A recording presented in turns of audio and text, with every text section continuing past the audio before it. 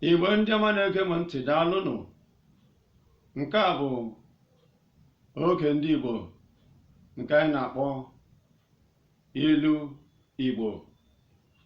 Abụ m nwaafọ Igbo unu, Maazị Nnaoma Isaac Osu, na-eweta unu oge dị otu a. Taa m ga-akọwa ilu na-abụ. Nke mbụ bụ nke na-asị egbe na ugo bụ nwanne.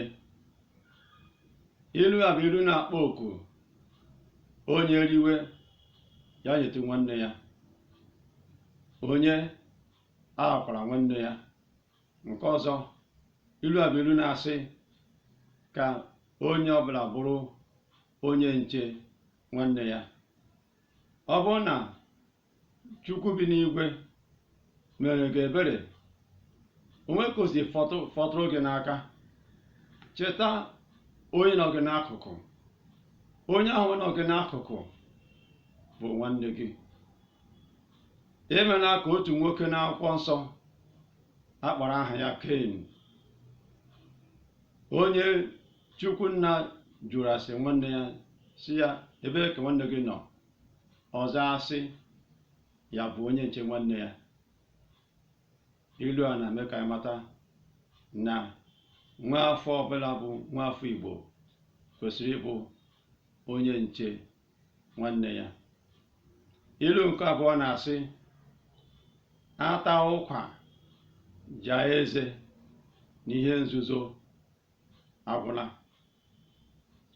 Ilu a na-akpọ oku ka onye na-eme ihe nke izizi ya pụọ aka ya ọtọ.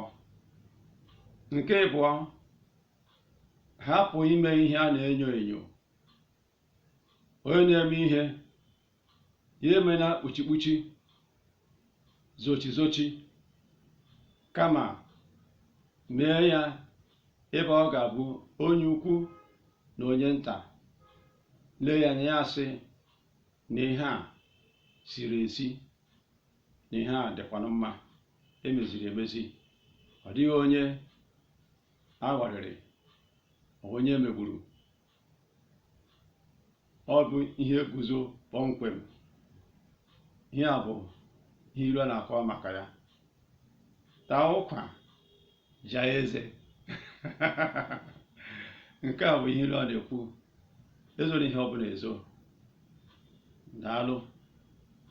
Ọ ga-adị otu a n'oge ọzọ. Ele anya, ọ bụrụ na o nwere otu uche ị nwere n'ike na-abịara m aka, na-egosi na ihe emume a na-amasị gị, inwe otu uche, detukwa ya n'akụkụ ebe ahụ. Daalụ.